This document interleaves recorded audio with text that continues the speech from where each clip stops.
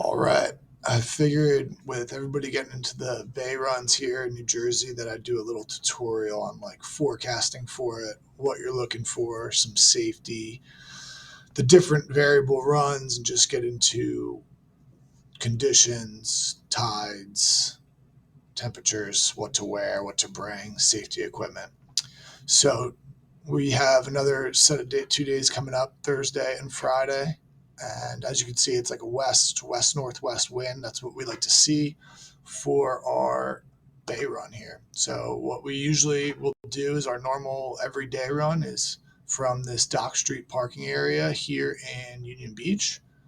And we go straight across the bay here all the way over to the Missile Monument. And that's when we have west wind blowing on an angle from anywhere from like 260, 270 degrees west up to about 290. Once we get into that 290 or like 300, I guess would probably be the last bit of angle that we want. Once we hit like 300 to 310 degrees, we will typically actually go around this naval station and we'll come all the way down to Popamora over here. And I'll show you a few examples of that. So going from like shortest to longest here, what your options are is Keensburg, park over at the amusement park there, and you come straight across that bay, ending over at the Missile Monument in Sandy Hook. Next longest run would be either the different wind angle where you're going 300, 310 degrees and you go out and around over to Popamora. Then you push it back to Union Beach, and that gives you about 12 miles. So that Keensburg was about 8-mile run. Around the Naval Pier can be about, I think, 11 miles. Going from Union Beach all the way across with a sup will be about 11, a little less than 12 miles. This is with the power wing, so you get a little extra mileage in there. I was probably waiting for somebody. And that's going straight across. And then one of the longer runs would be when you have that 310 degree angle, you leave from Union Beach, you go all the way up and around that naval station and end over at Popamora. That ends up being almost 13 miles. And it's only been done once so far with me and Seth, but we actually went, it was a very windy day. You can see here it was gusting up to 50. I think when we sent the run, it was about 10:20 a.m.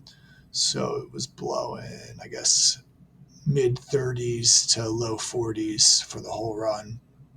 And this one's South Amboy all the way to the Missile. So that was like more of a west-northwest still. So, but straight west-northwest, that gives you a good angle.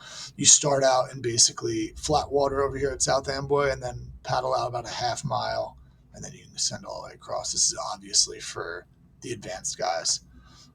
Beginner guys, we'll get into, I'm going to do another video on some shorter runs that we have to offer in the bay here, but this is basically the shortest option for going across the bay is Keensburg Point over to the Missile. Some of the things I'll check for the forecast, I usually like weather.gov, and as you can see here, I'm checking Perth Amboy's location. That's inland over by South Amboy. I like to see that it's going to blow inland as well and not just up at the tip of Sandy Hook. Tip of Sandy Hook is obviously going to be a little bit cleaner wind, less gusty. So you see like it's going to be consistently 23 on Thursday, consistently 23 on Friday. These wind directions to me are indicating just straight across the bay. As you can see here, like 270 degrees. This is another website I'll usually check is iKitesurf with the blend model. And you can see 23 gusting 28 all day on Thursday. Friday, we got a little nuker on our hands, 30 gusting 40. That's what we like to see. That'll develop some nice head-high bumps across the bay. Things to look for with tides. So for Thursday, we have noon high tide. Friday, a 1 p.m. high tide, so that's good. What ends up happening is we end up having blowout tides, and what that'll cause is way lower water levels than they're supposed to be. So this 4.5 foot tide might end up only being like 2.5 feet at high tide for Friday when the wind consistently blows for 24 hours, 48-hour periods. Low tides are doable. Sometimes we will actually make audible though, and instead of leaving from Union Beach, if it's like a dead low tide, this section is pretty shallow water. I'll pull up a chart real quick that you can see it.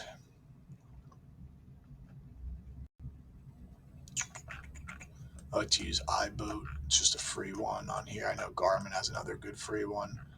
You can zoom in and see. So when we leave from Union Beach, you can see that this is the low tide water levels.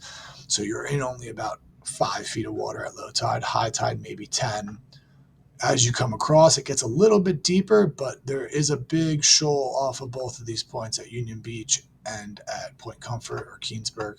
So the bumps really can't develop in this shallow of water. It makes it shoal and the waves break, the wind swell breaks. So until you get past Keensburg and you get into this deeper water over here, that's where the bumps really start to get a lot better, and they build all the way up until the naval station towards the finish line where they start to shoal again in that like last quarter mile, half mile.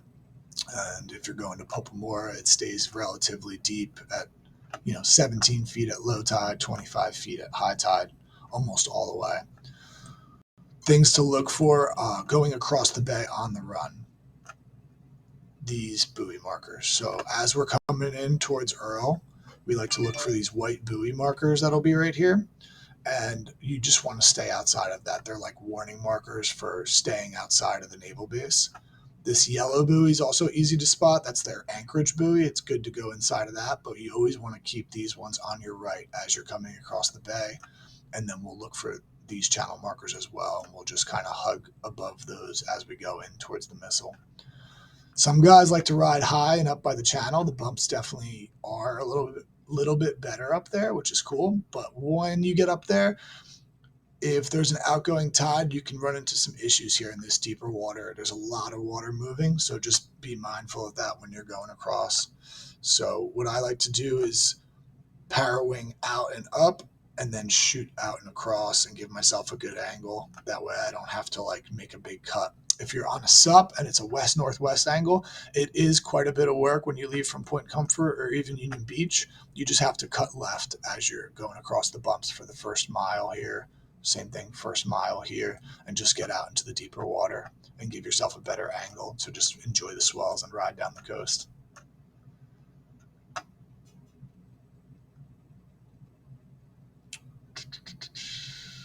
Safety things to consider.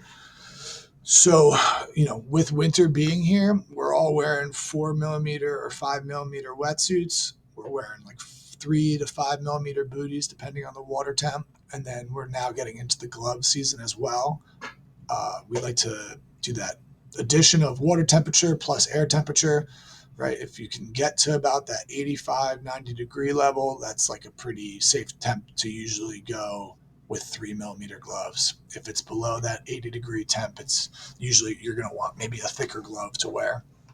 Other things to bring with you, wearing a life vest. Vicobie makes a really nice one that can hold your cell phone. You can pack water in the back. If it's your first couple times crossing the bay, you might be exerting yourself a little more. So always bring a cell phone with you. We're actually looking into potentially getting some radios so we can communicate with the Coast Guard as well. But we make sure everybody has their cell phone on them, and we all share our location on our WhatsApp Downwind group chat. It's super important, especially with these cold temperatures. We don't want anybody being out there without knowing their location. We all kind of keep an eye on each other as we're going across. Times to consider when you're leaving from Keensburg or Union Beach. If you ace the run, it could be as short as 40 minutes from Keensburg and as short as maybe about an hour from Union Beach across. We have had guys take a 3-hour tour across, so prepare for that. If you're still new to learning downwinding, prepare for yourself to be in the water for 3 hours. Bring food if you need to. Bring definitely water if you're doing this run for the first couple times, and make sure your cell phone's fully charged. Some other things to consider is like foil size. A lot of us started out riding like 1,300 centimeter wings across the bay. And on those wind speed days from like 18 to 30 miles an hour, it's relatively comfortable.